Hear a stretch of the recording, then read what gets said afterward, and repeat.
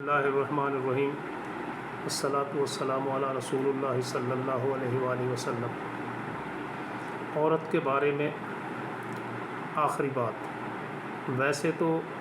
اس کی اہمیت کو اجاگر کرنے کے لیے پوری کتاب لکھی جا سکتی ہے، لیکن وقت کی قلت اور حالات کا تقاضا یہ ہے کہ جتنی مختصر بات ہو اتنی ہضم بھی ہو جاتی ہے اور سنی بھی جاتی ہے اور کہی بھی جاتی ہے۔ میرا تعلق دیہات سے رہا، میرا بچپنا اور پوری جوانی کا ایک بڑا حصہ دیہات میں گزرا۔ ہمارے ہاں جانور ہوا کرتے تھے، بھینس، گائے، بکری اور بھیڑ وغیرہ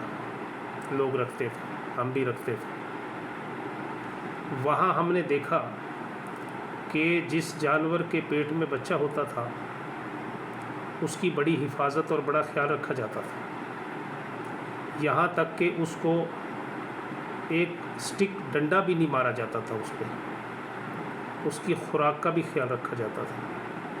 اس کی گرمی اور سردی سے بچاؤ کا بھی انتظام کیا جاتا تھا، اور بالکل اس کو جو ہے نا بہت ہی ایک اچھے طریقے سے رکھا جاتا تھا، اس لیے کہ اس نے ایک بچے کو جنم دینا ہے اور اس کے بعد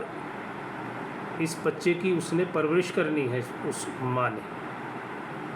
یہ جانور کے ساتھ ہم سلوک کیا کرتے تھے، لیکن اس کے دوسرے رخ دیکھیں کہ عورتوں کا ساتھ جو سلوک ہوتا تھا وہ بدرجہ بدتر ہوتا تھا، یعنی جانوروں جیسا بھی نہیں۔ لوگ کہتے ہیں نا یار فلاں آدمی جانور جیسا سلوک کرتا ہے، میں کہتا ہوں جانوروں سے بھی گرا ہوا سلوک کرتے تھے، یعنی عورتیں کھیتوں میں کام کرنا، بچے کے ہوتے ہوئے بیچاری پیٹ میں بچہ ہوتا تھا اور اس نے جناب سارے کام کرنے، ہمارے بھی کیا کرتے تھے، ایسے ہی تھا۔ شہروں کا تو مجھے معلوم نہیں، چونکہ اس وقت میں شہر میں نہیں آیا تھا، لیکن دیہات میں بہت برا حال تھا،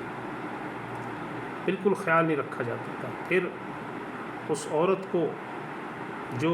ایک بچے کی ماں بننے والی ہوتی تھی اس کو ٹینشن دی جاتی تھی،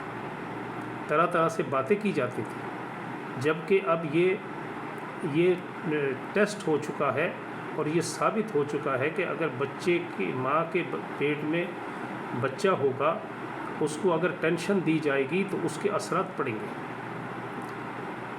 اور ہم نے دیکھا کہ جس ماں کو تنگ اور ستایا گیا اس کے بعد جو اولاد ہوئی وہ اولاد بھی ایسی ہوئی، وہ بھی ستانے والی ہوئی، تنگ کرنے والی ہوئی۔ یہ تو اثرات پڑتے ہیں۔ تو عورت کی ایک بہت بڑی اہمیت ہے گھر کے اندر، بلکہ میں سمجھتا ہوں کہ میں تو کبھی ان کو بہو نہیں کہتا، میں بیٹیاں کہتا ہوں، اور بیٹی بھی وہ جس کو میں اپنی طلب سے لے کے آیا ہوں۔ جو بیٹی میری گھر میں پیدا ہوئی ہے وہ بیٹی تو بنا طلب کے آئی، ایک بیٹی میری طلب پہ آئی، ایک بیٹی بنا طلب کے آئی۔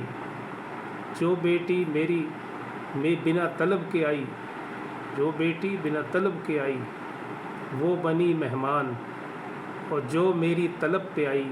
وہ گھر کی بنی میزبان۔ تو بھائی جو بچی گھر میں آتی ہے وہ تو آپ کے گھر کی میزبان ہے۔ اللہ پاک کو جہاں مہمان پسند ہے وہاں میزبان اس سے زیادہ پسند ہے، اس کی اہمیت زیادہ ہے میزبان کی،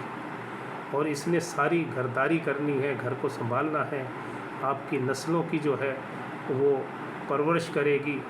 جب ماں کو سکون اور سہولت ملے گا تو آپ کی اولاد پہ بھی اثرات جائیں گے۔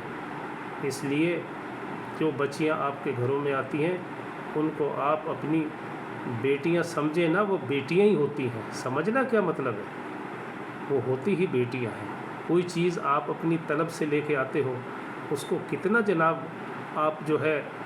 کتنے اعلیٰ انداز سے اعلیٰ پیمانے پہ اس کو سنبھال کے رکھتے ہو، اور جو بغیر طلب کے آ جائے آپ کو ایسے ہی مل جائے،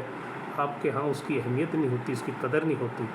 ہے جی۔ تو یہ جو بچیاں آتی ہیں یہ تو ہم اپنی طلب پہ لے کے آتے ہیں، اپنی ڈیمانڈ پہ لے کے آتے ہیں، اپنی ضرورت اور خواہشات پہ لے کے آتے ہیں، اپنی پسند پہ لے کے آتے ہیں۔ وہ بھائی جو چیز پسند پہ، اب گاڑی آپ پسند پہ لے کے آتے ہو، کتنی سنبھال کے رکھتے ہو، چیزوں کو سنبھالتے ہو، لیکن ایک انسانیت کی سنبھال نہیں ہوتی ہم سے۔ ہم نے دیکھا ہوگا کتنی مطلب ہے، میں نے اللہ معاف کرے، اب تو یہ میڈیا کا دور ایسا ہو گیا،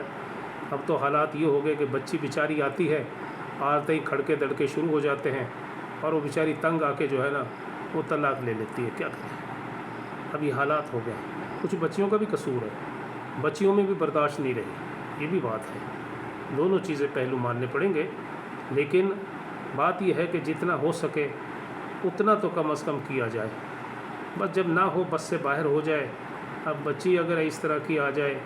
وہ جناب سوشل میڈیا پہ اور ان پہ، اور وہ جو ہے، تو پھر تو ظاہر ہے اس نے کہاں رہنا ہے، سیدھے سادے گھر میں تو وہ نہیں رہ سکتی۔ بہرحال عورت کی بڑی قدر ہے، بڑی قدر کرو، اس سے نسل چلتی ہے، اس سے اصل چلتی ہے۔